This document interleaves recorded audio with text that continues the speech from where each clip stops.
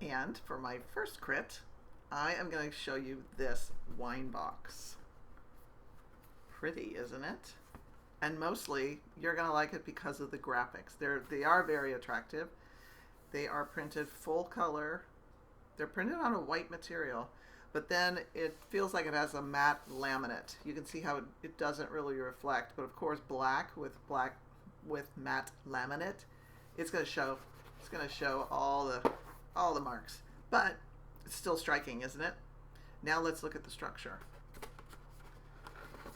It has this nice tuck tab, and how easy is that? When it gets to when it comes to the customer, to the winery, it arrives flat. So you got a whole bunch of cartons stacked flat. The tasting room person it's very easy. It's called an auto bottom. They just pop open the bottom. They drop the bottle inside. They pinch the sides, bring the flap over, and lock it. And there it is. You're out of there with your beautiful box and your great bottle of wine.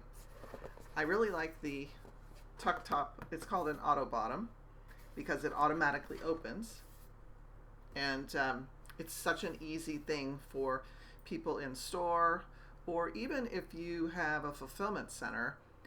By having this style box, it's less work for the fulfillment center people. Again, it's called tuck top auto bottom, but this part, I will often refer to this as a gable style auto bottom. And this box actually is made of corrugate. You can see how thick it is here. And then they have, in this case, they've laminated another sheet to the corrugate.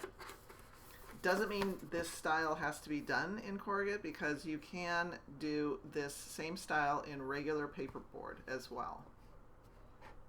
And that's it for the Cantina del Vesuvio. Thanks to my neighbors, my friends, who went to this winery in Italy this year.